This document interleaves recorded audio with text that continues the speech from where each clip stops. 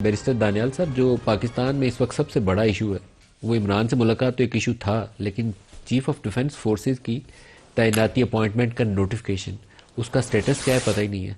अब army chief की भी मुद्दत मुलाजमत और चीफ ऑफ डिफेंस फोर्सेस की भी मुद्दत मुलाजमत आपके नोटिफिकेशन से जुड़ी है। नोटिफिकेशन आएगा तो शुरू होगी।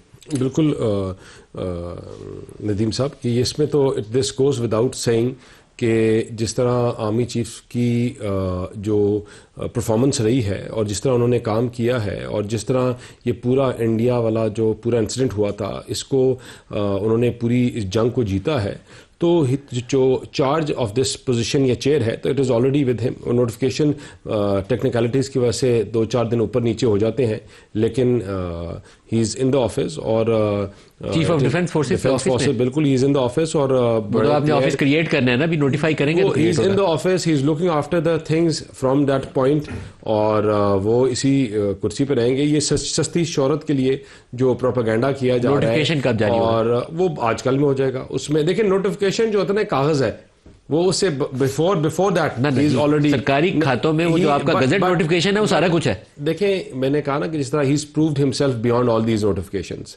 और no one is beyond that notification, आपको नोटिफिकेशन करना पड़ेगा ना। तो वो आई थिंक कि जो कानूनी चीजें होती हैं that takes a day to maybe, लेकिन अटका कोई इशू भी नहीं है, कोई इशू नहीं है। मैंने आपको जैसा कहा कि जो चीप सस्ती शोहरत के लिए जो लोग इसको प्रोपेगेंडा बनाने की कोशिश कर रहे हैं, वो अपार्ट फ्रॉम नोटिफिकेशन आएगा कब? नेक्स्ट फ्यू डेज में आ जाएगा इंशाल्लाह। नेक्स्ट फ्यू डेज इसमें कोई दूसरी राय नहीं है, कोई दूसरी वो चीज नहीं है। बड़े मियाँ साहब भी राजी हो जाएंगे? सब राजी हैं जी, हो जाएंगे। राजी हैं नहीं हो जाएंगे, सब राजी हैं, सब राजी हैं। मैं बताऊं कि ऐसी डिलीवरेंस के बाद, ऐसे काम करने के बाद क्यों कोई राजी नहीं होगा कि आपने जो किया है दुनिया में, पाकिस्तान जो इंटरनेशनल आइसोलेशन में था उससे निकल के हम आज कहाँ आ गए हैं और किधर वेयर वी स्टैंड टुडे, तो इसमें सब राजी हैं और जो चीज़ होनी है इंशाल्लाह आई थिंक अ डे और टू में भी और उसमें हो जाएगी। फैसल वाडा साहब, इशू क्या है CDF के नोटिफिकेशन के अंदर? हुकूमत इस पोजीशन में है कि उसको होल्ड बैक कर सकती है? सबसे पहले तो मैं तगड़ी तो है नहीं हुकूमत। देखिए नदीम भाई साहब, सबसे पहले तो मैं आपको ब्रेक पे जाने से पहले का जवाब दे दूं कि देखिए कल सोहेल आफरीदी साहब ने मुलाकात करनी, वो मुलाकात तो होगी नहीं, उसके अंदर बड़ी क्लैरिटी रखें। नंबर 1। नंबर 2 ये कि जहां तक आपने CDF की बात की है, तो ये CDF का नोटिफिकेशन है। CDF आखिर में F आता है, F से फास्ट भी है, फर्स्ट भी है, फील्ड मार्शल भी है, फैसल भी है और F से बहुत सारे और भी मतलब है। तो ये बिल्कुल मैंने आपको पहले कहा था कि इस हफ्ते से ख़त्म होने से पहले, अगले हफ्ते से पहले आ जाएगा। उसके अंदर CDF का सेक्रेटेरिएट है, नई अपॉइंटमेंट्स हैं, रूल्स एंड रेगुलेशंस हैं, business as usual and routine है। और जहाँ तक आपने कहा कि मुद्दत मुलाजमत चीफ ऑफ आर्मी स्टाफ की, तो चीफ ऑफ आर्मी स्टाफ की मुद्दत मुलाजमत बड़ी कैटेगोरिकली क्लियर है। पहले 3 साल थी, फिर नए कानून के तहत जो हमने पास किया उसका ऑटोमेटिकली वो 5 साल की हो जाती है। तो उसकी नोटिफिकेशन तो रिक्वायर्ड नहीं, इसकी नोटिफिकेशन रिक्वायर्ड है। उसकी नोटिफिकेशन की जो डिले हुआ है वो सिर्फ rules and regulation, secretariat appointments, rules of the business के लिए हुआ है। मेरे ख्याल से 72 घंटे मैंने दिए थे, 24 घंटे हो गए हैं। अगर 48 घंटे में हो गया, नेक्स्ट वीक के आने से पहले पहले हो जाएगा एट मैक्सिमम एट लार्ज। तो उसमें भी कोई इबाम नहीं है और कोई फैसल वाडा साहब, लेकिन थोड़ा सा आप ये रोशनी डाल दें वो आपको, ये 27 तारीख को डेडलाइन थी, chairman joint chief of staff committee ने रिटायर होना था और चीफ ऑफ डिफेंस फोर्सेज ने अपना ऑफिस एज्यूम करना था और वो ऑफिस एज्यूम नहीं हुआ। 27 गुजर गई, 28, 29, 30, 1, 2, 3, ये दिन काफी ज्यादा है पाकिस्तानी निजाम में। देखिए मलिक साहब, मैं ना आपके तवज्जुह से 2-3 चीजें बड़ी कैटेगोरिकली क्लियर करना चाहता हूँ। नंबर 1, सियासत को सियासत लेके चलना है। फौज और उसकी अफवाज, उसके सपा सलार को अब गाली नहीं दी जा सकती। उस और वी लॉगर्स जो बैठे हैं वो उससे बाहर बाग कर रहे हैं लाइक बाकिंग डॉग्स, उनके ऊपर आपको कल से लेकर, आने वाले कल से लेकर और मजीद क्लैरिटी आगे आने वाले हफ्तों तक मिल जाएगी। नंबर 1। नंबर 2 ये कि जहाँ तक CDF की नोटिफिकेशन है, बिजनेस एज यूजुअल है, उसमें कोई प्रॉब्लम नहीं है। मुद्दत मुलाजमत ऑटोमेटिकली 5 साल पे है, वो भी, उसका भी कोई इशू नहीं है।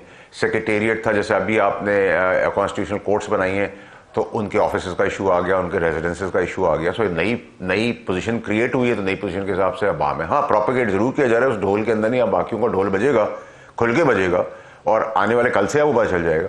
तो वहां तक तो क्लैरिटी है, लेकिन इसके अंदर कोई जान नहीं है। अगर इसके अंदर कोई नोटिफिकेशन चीफ का होता, कमांड का होता, पॉलिटिक्स का होता, वजीर आजम का होता, सदर पाकिस्तान का होता, तो चले समझ में आता कि थोड़ा मसला बिक गया है। लेकिन मसाला बिकने वाली चीज़ ही नहीं है इसके अंदर, तो बिजनेस एज यूजुअल चल रहा है, इससे कोई चीज़ फ़र्क नहीं पड़ी। हाँ, एक नई चीज़ बननी है, उस नई चीज़ के हिसाब से पहली दफ़ा चीज़ होने जा रही है, तो उसके हिसाब से चीज़ें, और उसको भी मैंने आपको बता दिया है कि वो रोल करके हलक से निकालने की तैयारी करें। इसका मतलब वो भी आ रहा है, मैं उतना ही उसके लिए एविडेंट हूँ जितना आप नदीम मलिक साहब हैं, मैं फैसल वाडा हूँ, ऑन चौधरी साहब, ऑन बप्पी मेरे सामने बैठे हुए या बैरिस्टर साहब बैठे हुए, इतना ही क्लैरिटी से मैं आपको बता रहा हूँ, और इतनी क्लैरिटी से अल्लाह इज्जत भी रखेगा, हमेशा रखी है, और जैसा कहा है वैसा हुआ है और आगे भी वैसा ही होगा। बप्पी साहब, आपके ख्याल में बिजनेस बड़ी क्लैरिटी है, इसमें कोई बहाम नहीं है कि जिस तरह उन्होंने कहा ना कि नेक्स्ट फ्यू आवर्स को 48 आवर्स की जगह 72 हो सकते हैं, इससे अलावा nothing else apart from legality. अगर मैं आपका जुमला लूं तो 48 आवर्स टू 72 आवर्स उसके अंदर ही नोटिफिकेशन हो जाएगा। आइंदा 48 से 72 घंटों में नोटिफिकेशन हो जाएगा। चलाएं जी, खबर चलाएंगी। हाँ सर, 72 घंटे में 24 घंटे चलेंगे, 48 घंटे रह गए, अगले हफ्ते से पहले हो जाएगा। अच्छा मलिक साहब, नाम 3 में नाम 13 में, वेरी फ्रैंकली जब 27वीं तरमीम हो रही थी, हमने अपना प्रोटेस्ट लॉन्च किया, हमने उसकी मुखालफत की, हो गया, तो हम में से किसी ने ये पढ़ा नहीं था। हमें जो बताया गया जब सेनेटर्स में जाते थे या नेशनल असेंबली, तो हमें बताया गया कि नए नोटिफिकेशन की जरूरत नहीं है, जो वो 3 साल है वो ऑटोमेटिकली 5 साल हो गया, पहले ये बताया।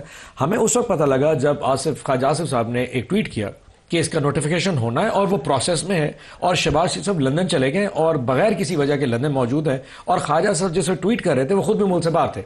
तो उस वक्त थोड़ा अंदाजा हुआ कि एक तो नोटिफिकेशन होना है, लेकिन जो 2 कंसर्निंग लोग हैं वो मुल्क से बाहर हैं किसी भी वजह से। तब एक इबाम पैदा शुरू। अब इस इबाम के पीछे गवर्नमेंट की क्या मुहर्रिकात हैं, इनके क्या इशूज हैं, मियां नवाज शरीफ का क्या माइंड सेट है, ये तो ये बेहतर बता सकते हैं। मैं तो एक आवाम के तौर पर कह रहा हूं कि हमने तो उस वक्त की थी मुखालफत। सो अल्टीमेटली अगर इसकी कोई कल को कोई रेपरकशंस होते हैं, they should be ready to face the music. आपको याद है कि एक बाजवा साहब का जो है ना नोटिफिकेशन गलती की वजह से डिले हुआ था, पार्लियामान में गया, सुप्रीम कोर्ट गया।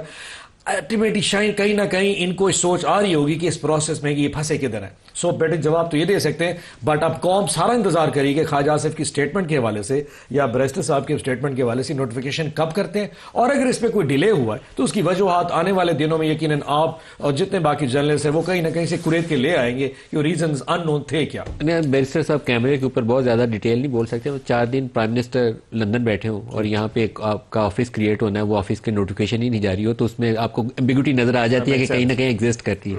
दानियाल साहब, मामला आगे चलेंगे खुश उसलूबी से ना, सेम पेज आपका बिल्कुल ठीक ठाक चल रहा है, कोई इसमें इशू तो नहीं है? बिल्कुल, इसमें किसी की ख्वाहिश हो सकती है, इसके अलावा पीटीआई की ख्वाहिश होगी दिल्ली बहुत लोगों की शायद ख्वाहिश हो, लेकिन गवर्नमेंट जो है इसी तरह और जो जितनी भी फोर्सेस हैं इसी तरह अपनी दिन रात मेहनत और काविश करके पाकिस्तान को आइसोलेशन से निकाल रही हैं, निकालेंगी। इस रीजन की मजबूत तरीन ताकत बनकर पाकिस्तान समझ आ रहा है, और पाकिस्तान, मैं आपको बताऊं कि अटमोस्ट इम्पॉर्टेंस है कि पाकिस्तान को मजबूत करना, वो आपके डिफेंसेस हों, ये अफ़गानिस्तान की जो जंग है, ये जो एक दहशतगर्दी की लहर है, इसको हराना और आपकी मैशत को मजबूत करना, सब सेम पेज के ऊपर हैं। और इंशाल्लाह दिन रात मेहनत करके हमने पाकिस्तान को पहले ये फ्रैक्चर टांग के साथ था, बसाखियों से हटाया, फिर उसके बाद टांग को ठीक किया, चलने के काबिल किया। अब now we are ready at a point where we are ready for take off, और इंशाल्लाह यू विल सी के together we will take back this country from the heights where it came from, inshallah. Faisal Vawda साहब, 28वीं आईनी तरमीम का भी चर्चा है कि वो भी आनी है, उसमें क्या होना है सर? देखिए नदीम मलिक साहब, आप लोग बहुत देखें ना, आपकी ना हमें शोहरत मिलती है, ना तनख्वाह मिलती है, ना कुर्सी मिलती है, ना कैमरा मिलता है जो आपको मिला हुआ है। मैंने तो आपको 27वीं वाले दिन कह दिया था 28वीं आ रही है, अब 28वीं आएगी। 28वीं में जो चीज़ें हासिल करनी है वो हासिल कर लेंगे, फिर 29वीं आ जाएगी, ये दिखाएंगे ये ले लेंगे, ये दिखाएंगे ये ले लेंगे, तो 28वीं आ जाएगी, उम्मीद है बजट से पहले आ जाएगी। उसका फिर 29वीं आ जाएगी, जो उसमें रह जाएगा 29वीं में ले लेंगे, क्योंकि उसमें कुछ रहना है, 29 में लेना है। उस 28 में आना क्या है, कौन से इश्यूज कवर होने हैं 28th अमेंडमेंट में? जो पेंडिंग रह गए, मैंने आपको इशारत में बता दिया, ये दिखाएंगे ये ले लेंगे, चांद दिखाएंगे, सितारे ले लेंगे, फिर कुछ सितारे लेते लेते आखिर में चांद भी ले लेंगे। मसला क्या है सर इसके अंदर? इतने खुल के और क्या बताऊं नदीम भाई साहब, क्या चाहते हैं? तनख्वाह आदि मुझे भेज दे तो मैं कर लेता हूं, पे मना लेना, तो वो वाला काम है। नए सूबों का तज़किरा हो रहा है, तो नए सूबों की बात करके एनएफसी वॉर के ऊपर एग्रीमेंट हो जाएगा। सर आप फिर पूछ क्यों रहे जब आपको जवाब खुद ही पता है? करूं देखिए 28वीं तरमीम हो या 29वीं तरमीम हो, ये वो एनएफसी करके ले ले, एसआईएफसी करके ले ले, ईएफसी करके ले ले, ई2 करके ले ले, 10 करके ले लेंगे ना। और इसमें जो गुंजाइश और चीज़ों की ज़रूरत पड़ती है। मैंने आपके पहले भी शो में कहा था कि नज़रिया ज़रूरत के मुताबिक आपने इंस्टीट्यूशंस को ताकतवर करना है। ये सिस्टम नहीं चल सकता कि पीछे से पैसे लेकर भाभी के कपड़े लो। ये सिस्टम नहीं चल सकता कि पीछे से पैसे लो, सुबह को दो और फिर आप NFC के जो ना अवार्ड्स वो आप ग्रांटों के तहत कश्मीर को दो, GB को दो और पीछे आपके पास फिर कोई पैसे ना रह जाए। आपने सिस्टम को ठीक करना है। आपके रेगुलेटर्स हैं जिनको एड्रेस करना है। 18वीं तरमीम की जो मेन जिस थी वो delegation of power, NFC ward को कवर करेंगे 28वीं तरमीम में। देखिए आप 18वीं तरमीम में आपने लोकल बॉडीज की बात की, 28वीं तरमीम में आप NFC वार्ड को कवर करेंगे। देखिए हमारी कोशिश है कि 28वीं तरमीम में आप NFC को भी कवर करें, इवन दो फाइनेंस का मैटर है उसको डिस्कस करके, लेकिन जो इफेक्ट आता है वो NFC में आए। लोकल बॉडीज का सिस्टम, जो लोकल बॉडीज एक्ट उनको एम्पावर करता है, वो आइन में एम्पावर हो, टाइम तरीक़ाकार तयन आइन करे।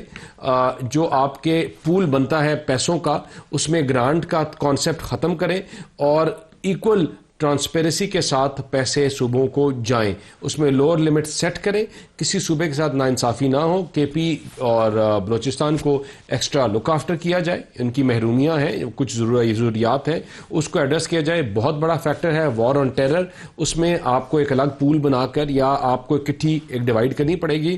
जिन सूबों में दहशतगर्दी की लहर है उसको उसी तरह एड्रेस किया जाएगा।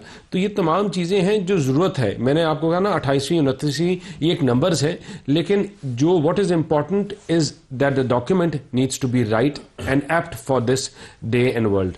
ऑन सर 28वीं तरमीम एक सिंपल NFC वार्ड। मैं सर एक चीज बता दूं, जहां तक तो जो चीज हमें पता लगी है कि 28 में दो चीजें हैं, एक NFC वार्ड, एक सूबों की बात। इस पे खान साहब का बड़ा क्लैरिटी से था और वही सिंपल था कि सूबे और बनने चाहिए। मैं थोड़ा बता, सूबे और बनने चाहिए। और खान साहब ने यह भी कहा था कि पंजाब में बेशक आप डिवीजन लेवल पे सूबा बना दें, जितना एडमिनिस्ट्रेटिव ग्राउंड हो उतना बेहतर है। NFC भी खान साहब ने कहा था कि ये एक मैलाफाइड इंटेंशन के तहत बनाया गया था। कुछ चीजें उन्होंने कहा था बिल्कुल ठीक है। फॉर एग्जाम्पल मुझे याद है खान साहब ने कहा था कि बलूचिस्तान का हिस्सा 54 अरब का था। जब NFC वार्ड आया, क्योंकि उसमें रिवर्स कैलकुलेशन होती है, उसमें गुर्बत का और ज्योग्राफी का इशू था, वो 83 अरब हो गया था। लेकिन कहीं पे इशू ये था कि ये जो माइंडसेट है ना कि जी पंजाब का इतना सा, तो उसमें उन्होंने कहा था यार फेडरेशन को जो लोन्स पे बैक करने, इट इज इंपॉर्टेंट कि पहले वो हो जाए, उसके बाद सूबे अपना हिस्सा लें। हैविंग सेड दैट, हमें एतराज जो होता है वो बुलडोज करने पे होता है। सो प्रिंसिपली हमें शायद चीजों पे ठीक है कि जी NFC वार्ड और सूबों के वाले से हम उस पर एग्री कर रहे होंगे, लेकिन जो तरीका, जो मैथड टू मैडनेस है, उस वजह से आगे हमें उस पर एतराज शुरू होता है। लेकिन जो मेरे दोस्त बैरिस्टर साहब बैठे हैं, इनकी जमात है, इनको इशूज ये नहीं होते NFC वार्ड सूबे के। अभी आप देखें जब ये NFC वार्ड सूबे आएंगे, सबसे ज्यादा पीपल्स पार्टी नून लीग को इशू इस वजह से नहीं होगा, इस वजह होगा जो सल्तनत शरीफिया है या सल्तनत जो जरदारी है उसको कट बर्दाश्त नहीं कर, चाहे वो पैसों की हो NFC या वो जमीन की हो कि पंजाब के 4 सूबे। ये जो फ्रेम ऑफ माइंड, इससे बाहर निकलना पड़ेगा। हम प्रिंसिपल इन चीजों पर एग्री करते थे, जो हमारा पॉइंट, और ये खान साहब बार बार कह चुके हैं हम तो, लेकिन ये लोग इस वजह से एग्री नहीं कर रहे हैं क्योंकि इनकी जो मुमलिकत है वो छोटी होती जाएगी। सो somehow it's very confusion, but I am not sure कि ये लोग क्या स्टांस लेते हैं, बट हम इसमें बड़े क्लैरिटी के साथ जाएंगे। जी फैसल ऑर्डर साहब, क्लोजिंग रिमार्क्स आपसे चाहिए। कुछ सियासत में कोई माहौल बेहतरी नजर आती है, हुकूमत तगड़ी होती नजर आती है या पहले से और ज्यादा कमजोर होती नजर आती है? देखिए सर, अभी तो मुझे सियासत के अंदर बहुत तलखियाँ नज़र आ रही हैं, बहुत गर्मा गर्मी नज़र आ रही है और उम्मीद करता हूँ कि उसके अंदर सब सैनिटी प्रिवेल करेगी और कोई अपनी सिम ठीक करेंगे और सियासत को सियासी तौर पे लेके आगे बढ़ेंगे और मुस्बत रास्ते निकालेंगे। मेरी ख्वाहिश और मेरी दुआ ये है, वरना मुझे चीज़ें सही नज़र नहीं आ रही। हाँ, सियासत के अंदर बहुत गर्मा गर्मी है, बहुत सारी एक्सपेरिमेंट और पुरानी चीज़ें वापस रिपीट होती हुई मुझे नज़र आ रही हैं। डिस्क्वालिफिकेशन नज़र आ रही हैं, बैन नज़र आ रहा है, गवर्नर राज नज़र आ रहा है, तो मुझे तो अभी बहुत चीज़ें गड़बड़ नज़र आ रही हैं। डिस्क्वालिफिकेशन किसकी नज़र आ रही? सर, हाई कोर्ट के ऑर्डर के बाद CM के पास बहुत, KP के CM का बहुत छोटी सी जगह है, वो 19-20 लेफ्ट राइट भी हुआ तो डिस्क्वालीफाई हो जाएगा।